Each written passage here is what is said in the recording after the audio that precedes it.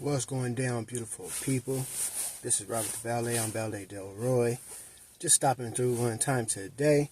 It is the 29th of February, so you know what that means. We're going to come read some Proverbs today because we always got to keep our mind right with wisdom from day to day. You know what I'm saying? So I got the trusty over here.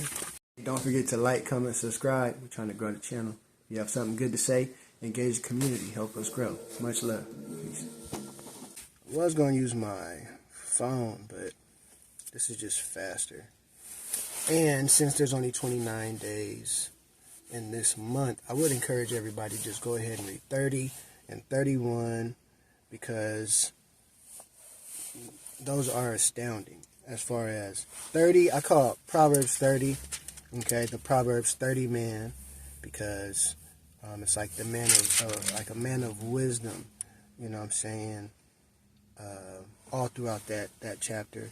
And then for those who love 31, you have 31 and all the attributes of a wonderful wife, okay?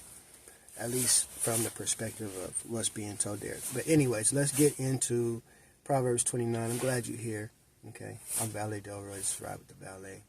And this channel exists to help you, help anyone, help me to share, to entertain, to inspire, to come with things that we believe are going to help push people and communities or any organization forwards. You know what I'm saying?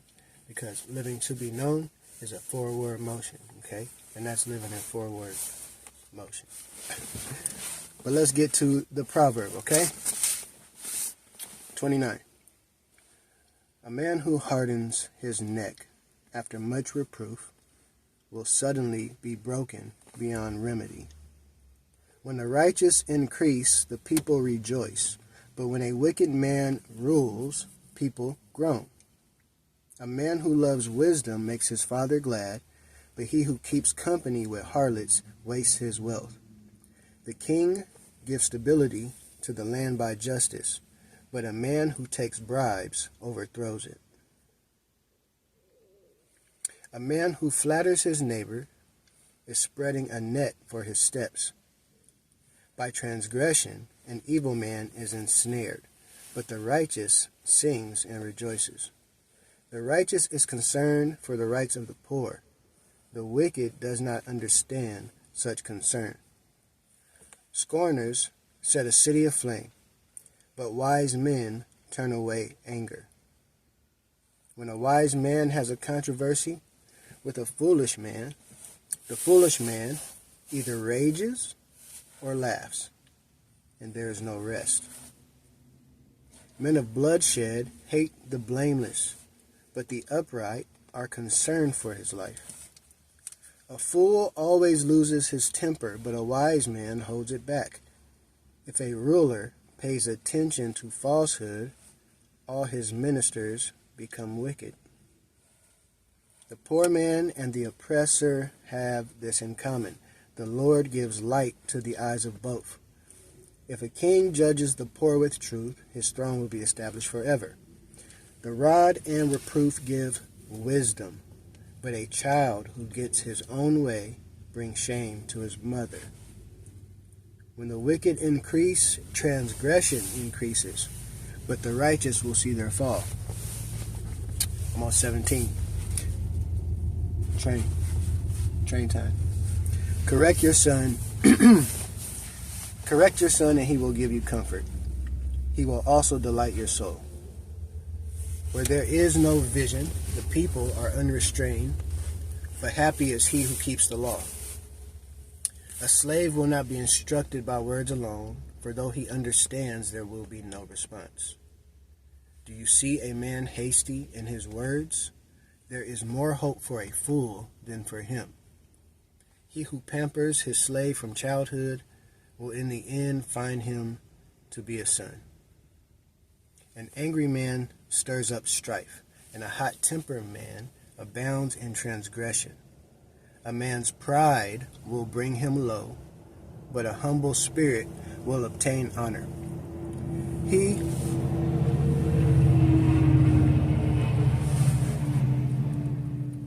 He who is a partner with a thief hates his own life. He hears the oath, but tells nothing. The fear of man brings a snare, but he who trusts in the Lord will be exalted. Many seek the ruler's favor, but justice for man comes from the Lord. An unjust man is abominable to the righteous, and he who is upright in the way is abominable to the wicked. And that's 29. That's 29 right there. You know what I'm saying? Proverbs, the sayings of the wise, If anyone is wondering, what Proverbs is for, okay? These Proverbs of Solomon, to know wisdom, instruction, discern the sayings of understanding, to receive instruction in wise behavior, righteousness, justice, and equity, to give prudence to the naive, to the youth, knowledge and discretion. A wise man will hear and increase in learning. A man of understanding will acquire wise counsel, to understand a proverb and a figure, the words of the wise and their riddles. The fear of the Lord is the beginning of knowledge.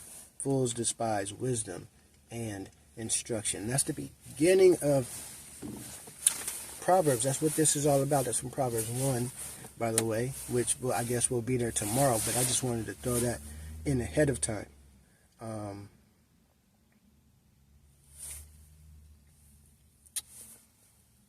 Take what you will, right? And what makes sense, and apply it. What doesn't, you can always further investigate, right? Like Proverbs are good if you're an introspective person, if you think a lot, Proverbs are amazing, because a lot of times you can get caught up within your thoughts, and your thoughts begin to build and stack and create, right?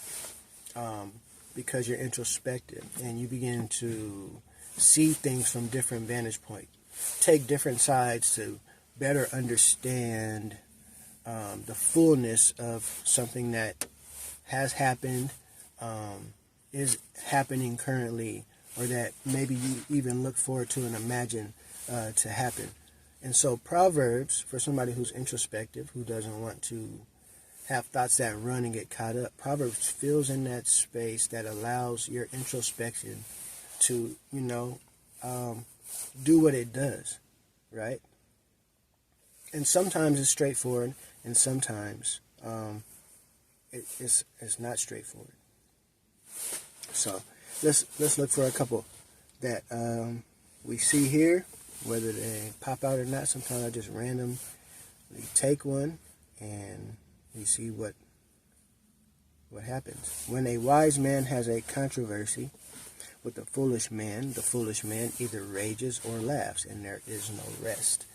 And we see that all over the place. It's almost like sometimes we've elevated this idea of the controversy that ensues as being authentic, as being bold, as taking a stance for oneself. And I'm not saying that we shouldn't. We definitely should. But sometimes, at the expense of the what we're trying to do, sometimes we don't have the discernment to say, are we in a place or position where this stand is going to produce the benefit that I want, right? So if you're trying to be wise by making that stance, but you're having that controversy with somebody who's foolish, okay, you may not know it at first until somebody's response comes out. But then when this fool starts to rage or laugh, in a point where there is no rest, there can be no conclusion, there can be no understanding, right? That's how you know you're dealing with a fool, okay? Because fools hate to be corrected.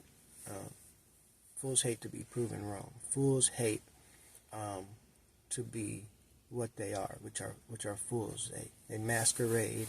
Their foolishness is masqueraded as wisdom and goodness and other things, okay?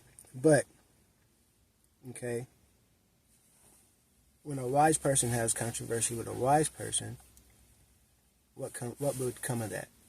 When a foolish person has controversy with a foolish person, what comes of that? When a wise person has controversy with a foolish person, we see that the response of the foolish. We don't know the response of the wise person. Obviously, they're wise, they're skilled, but this foolish person either rages or laughs, and to the point that there is no rest. Okay? Men of bloodshed, okay, of violence, and this is spoken to in somebody who, is a person of bloodshed, so, like a murderer or something. Hate the blameless, yeah, but the upright are concerned for his life, even that person's life. It's a proverb, you know what I'm saying, and sometimes you see it or it works out in different places and scenarios. I don't want to go too deep into that because that could touch different nerves, right? If a ruler pays attention to falsehood, all his ministers become wicked, because the ministers serve at the expense of the ruler, and the ruler is supposed to serve over the minister. So the minister's wickedness can affect the ruler, right? But if he's a wise ruler, right, he will notice this wickedness, this foolishness, this falsehood, and he'll weed it out. But if this ruler is paying attention, accepting, right, this falsehood, right, all his ministers become wicked, because, right, in order to seek the king's favor, they'll want to fall in with him. So the righteous ministers, right, who would otherwise stand up and be the voices to the ruler, if the ruler isn't paying attention to them and he's only paying attention to falsehood, right, then all the ministers become wicked. The wicked ministers are wicked, and the righteous ministers become wicked, because the ruler pays attention to falsehood. Now that's deep. That's real deep. Didn't mean to clap so loud in your ears, but I'm going to just go ahead and wrap it up there.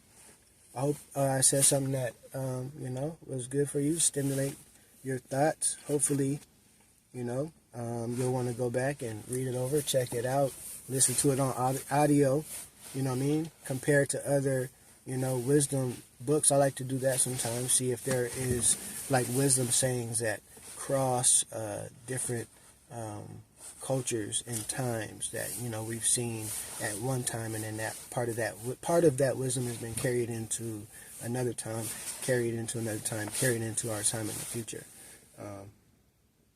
It's pretty cool, and I wrote 100 quotes myself, which is kind of like writing some proverbs. That's pretty cool.